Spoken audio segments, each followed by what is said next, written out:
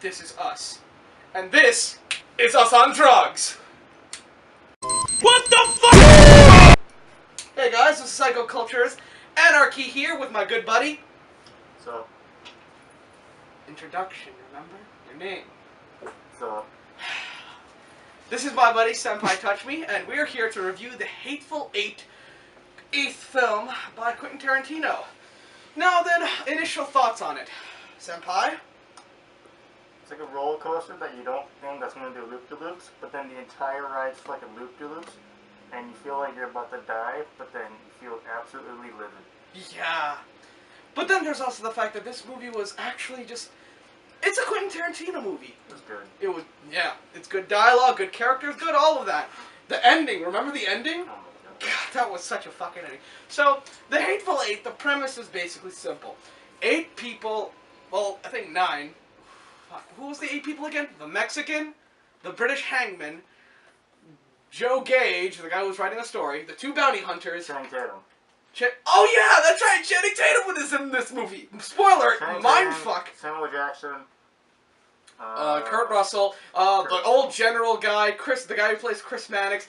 But the basic premise of it is 8 people get snowed in this one cabin, and right off the bat, Kurt Russell's character, the bounty hunter, the hangman, is like, I don't trust any of these people because one of them is in cahoots with this lady right here, Daisy Domergue. And in all honesty, Samuel L. Jackson and all these other guys, they play their roles fantastically. You love watching Quentin Tarantino movies because of the dialogue. They had some great fucking quotes and all that other shit. But the fun part about this movie is the first 2/3 is when you're trying to figure out, it's a whodunit film. As in, you're trying to figure out who is in cahoots, who is working with Daisy Domergue. And the entire time, while you're figuring it out, you're kind of pointing, like, is it this guy, or is it that guy? You just don't know. But when you get to the end, when you figure it out, it doesn't have that much levity to it, but...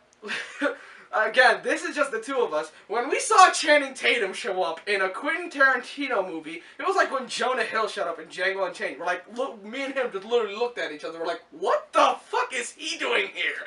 Because, spoiler alert, he wasn't really in, like, most of the movie. He was like, surprise, bitch, I'm here. Yeah, and you're just like, what the fuck? Yeah. And then, other spoiler alert, they had a flashback, as Quentin Tarantino kind of does, to, like, fill in the gaps for it, to like, put on the climax of, like, the final touches of his movies.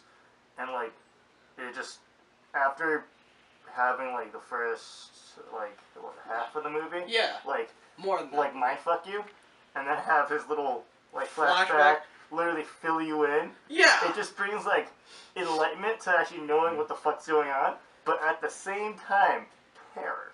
Yeah, you're just like, wow, because the crew that Channing Tatum just fucking kills everybody in that in the shack from before. Let me tell you, it's crazy as hell. But for me, it kind of sort of like brought the movie down. Oh, somebody texted you. Brought the movie down a few times because, well, once you figured it out, all you had to wait was to see which side would win. Samuel L. Jackson side with that Chris Mannix crazy racist fuck, or Daisy Domergue and her. Just, God, that was so fucking funny. Like, So bad. and the dialogue with, like, actually, that was my favorite part of the movie. The end, the tension between them, because Daisy and her gang are trying to reason with Chris Mannix to turn against Samuel L. Jackson and all that other shit. But it's like, literally, this movie, I honestly think it's not really meant for everybody, because it's meant for people who really appreciate cinema, because I saw it, first I saw it regular with my buddy here, but then I saw it in IMAX, like, with the 70mm. It's so big. Like, it is big. It's amazing. But, regardless of all that, I thoroughly enjoyed this movie. Senpai did as well. Like, we both literally looked at each other. At the end, we're just like, what the fuck kind of an ending is that? I was satisfied, though. Oh, yeah. I mean, little tip for the ones that think that this movie is going to be about, like, action and huge explosions. It's not going to be like that.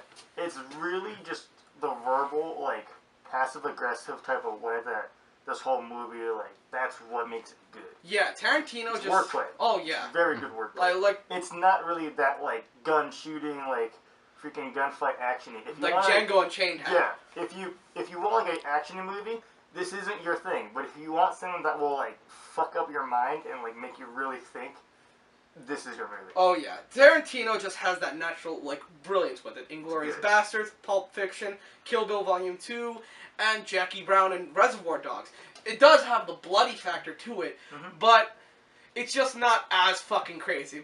When Samuel L. Jackson got his nuts shot off, holy shit. The bloody factor is there, but it's not like everywhere that it's overused and it's a common thing.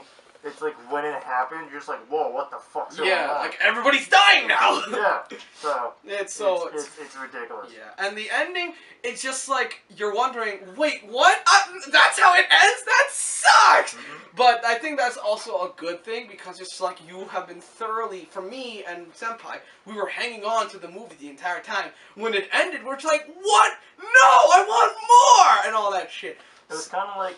It kind of reminded me of Ex Machina. Oh God, yes! When she just left on the helicopter. Spoiler alert. Wasn't really like that.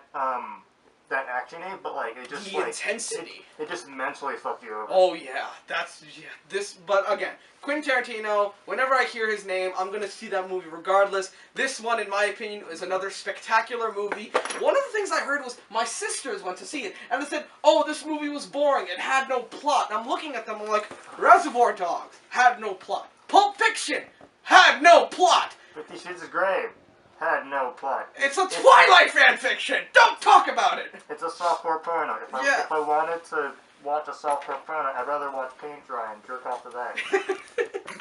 I'd probably join you.